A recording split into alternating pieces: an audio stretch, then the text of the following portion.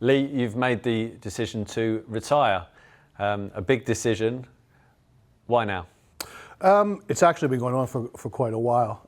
Not just it's not something I said. Woke up and thought I'll retire tomorrow. I actually identified to the board, last year in the middle of the season. It's like, look, we really need to be looking at succession planning now for me. I'm getting older. The 60, 70 hours that you work per week is, look, I used to be able to do that really, really easily. I'm not looking for sympathy for it. It's just because every chief executive will have to do the same thing in football. But when you got a lot of energy when you're younger, but I'm finding as I get older, those things take its toll. So it's taking its toll with me in terms of trying to keep up with things. On a personal level, my mother's getting older. I know I'm going to have to spend more time in the States in terms of assisting with her care. Football, it interferes a lot with your family life, and wasn't probably the greatest father in the world because I loved my job, I loved what I do, but my kids did pay a price for it. Don't want to make that same mistake with my grandson. Want to be able to make sure I spend some personal time with him as well. So those are the personal reasons. And then on the professional side, I've seen far too many people hang around longer than what they should have done in their jobs.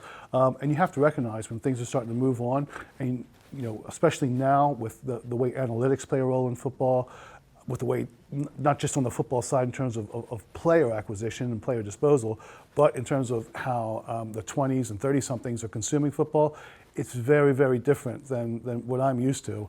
And I really think you need somebody that can come in that understands that and understands things like blockchain, understands things, the analytics, and understands how people are consuming football, understands in terms of while the younger people might be having one eye on the match, the other eye is here on the phone, which I don't get at all.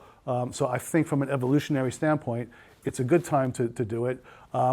What I don't want is things to get static. I always think that, a club should be vibrant, and so I think sometimes change is good and helps with that vibrancy.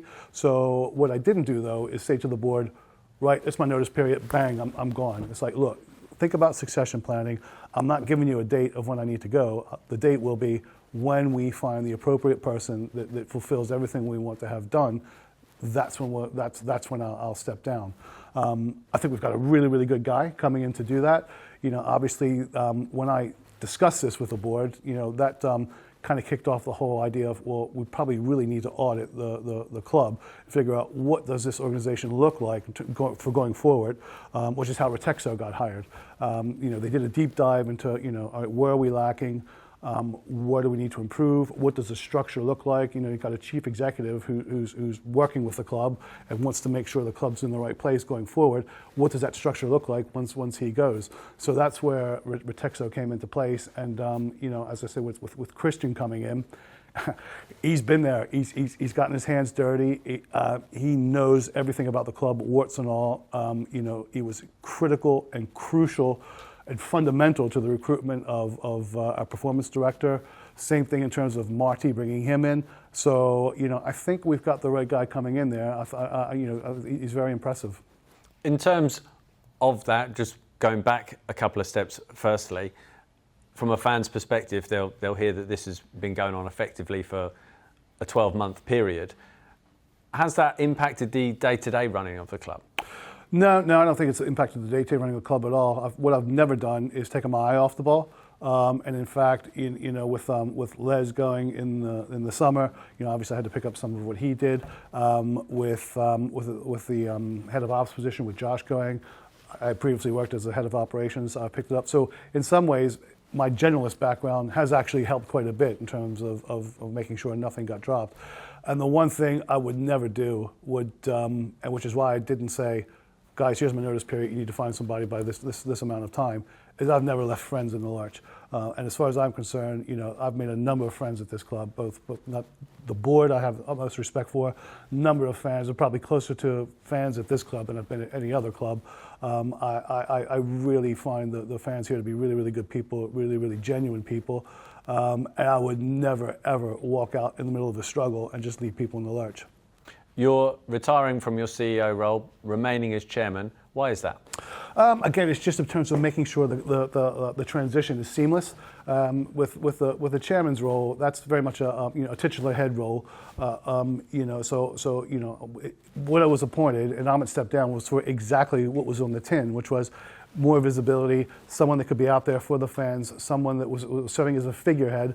So that figurehead role, that's not the headache role. The headache role is the day-to-day running of the club, which Christian will have to do. And I understand how difficult that job is. So I'm there to help him transition through here. Yes, he's gotten a lot of information already, but I'm still going to be there to support him fully going forward. On the other hand, I'm there to support, but he also needs space. So I will absolutely make sure he has enough space so that he can put his own mark on the club and do things the way he thinks needs to be done without the old CEO and the old guy trying to say, oh, you should do this, that, and the other thing, because that's not what I'm about. Purely supportive, purely there to help make sure that the fans have a figurehead, that they know that there's somebody there, keeping an eye and still getting that continuity in a transition from one person to another. You talk about the audit that was conducted in the lead up to a replacement being found. What did the audit tell the board? The audit told us strengths, weaknesses, as you would expect any audit to do, and recommendations. I wouldn't get into the detail of an audit because for two reasons. One, if there is some, areas that we need to improve upon, I don't believe in throwing people under a bus. I think okay, that's fine. This is the areas we need to improve. Let's identify those areas and let's take corrective steps. The other thing is I certainly wouldn't want to be throwing out our weaknesses to all our competitors because that would just be, I've always said I'll be as transparent as I can up until the point at which it becomes a detriment to the club. And I certainly would never do anything that I think would be a detriment to the club. And in the end, it's Christian Nourry, who was previously at Retexo, who is coming in as the new CEO. How did that unfold? No, obviously, Christian was helping us, as I say, with the audit because we wanted to know what that would look like. Also looking at succession planning for me in terms of looking at the people. Look, Christian's had exposure to some of the biggest clubs in the world. I've made a career out of stealing best practices from other clubs. And look, when I started in football, that's all I did. I actually went out and was looking at football clubs. I was looking at Australian rules football, NFL, and putting together our best practices, which I've used really, really well. But as I said before, things do evolve and things move on. Christian's gone that one step further. He's got exposure to current best practice of some of the most massive clubs in the world. That can only benefit us. So it just transitioned from help us look for a replacement to Lee Hoos to actually you be the right guy to come in here and take over for Lee Hoos. And I think Christian will explain his reasons for why he took it. Look, he left a very thriving business. He's very well respected. He left a business that a lot of people in this industry respect, as a whole, to come here. So it says something about this club, about why he would say, yeah, I'm going to move from this successful business to embrace the challenges that are present there at QPR. And was the identification of Christian as the right person to replace you made by the owners?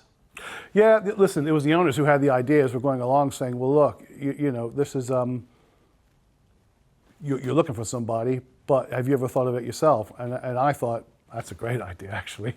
That's certainly something that should be explored. And obviously, they managed to convince Christian that was the right thing to do. 8.5 years you've been CEO at QPR. How, as we sit in a new training ground, this must give you immense pride, your involvement in providing this facility for the football club. Yeah, listen, there have been success, as with any job. There's successes along the way, and then there's things that you wish you would have got done, things you wish you would have done better. Obviously, this is great. Training ground was, I think when I first came in, I said one of my first strategic priorities is to get that training ground over the line. I thought it would be a lot simpler, because we had the Warren Farm look like it was right there in front of us. But then as things evolved, that became more and more complicated. I think I've gone on before to say, when we went for this one, I was either going to look like the biggest idiot in the world or an absolute genius because of jettisoning Warren Farm at the last hurdle. But I felt that from a risk management standpoint, we had to go with this one because of everything going on with Harlington and the lease running out, to make sure we had the certainty in front of us, even though we had spent a lot of money at Warren Farm. As it turned out, I got the call right. We've got this fantastic training ground. I think there are things when I first came. As you know, we were trying to lower the age of the demographics of the age of the fans. Massively successful in that. It's gone from the age of season ticket holder used to be average age of 49. Now it's 43.6. So attendances we've maintained well beyond what I thought we'd maintain it. So really pleased with that. But back in 2015, there was no fan zone. There were people, still complaining about the lack of standing. That we couldn't do that. That the family section had just been imposed on them without consultation. And I think there's a lot of things. Results will always color things, but the fans have gone from could be one week it's I feel like I got my club back to the next year, but then you have a bad run like we're on right now. We're struggling to complete disenchantment. I don't think it's complete disenchantment, though. One thing I've always been conscious of is not to confuse what social media is saying, which is what, as you know, I don't look at. I rely on you to tell me what's going on, versus what the fans coming in and week out have to say. And the amazing thing here is, if you look at our attendances, the fans have really stood by us. And that's the one thing I've noticed, it's one thing the board noticed, there's the one thing Christian noticed as well. So your fans are incredibly loyal. We're in a struggle right now. You were in a struggle last year, you're in a struggle this year, yet your attendances have stayed there. And so that for me is a real positive with the fans. They do feel they've embraced the club, that they're not giving up, they're still out there. And I think that the players know that too. And we need to use that to spur the players on. The disappointing side of it, of course, would be results on the pitch. That's always going to be the be-all and end-all. We do a lot of great work in the community. I can do supporters consultation committees. I can create. We can do more fans forums. I can do the business questions to try to be as open and transparent as I possibly can. But that doesn't count for anything if things are going wrong on the pitch. And we have struggled on the pitch. I think Marty's come in. I think Marty's an excellent appointment. Again, thank you, Christian, because he gave us final candidates, the best cadre of candidates I've ever seen for a management position. So I'm really impressed with how that procedure goes.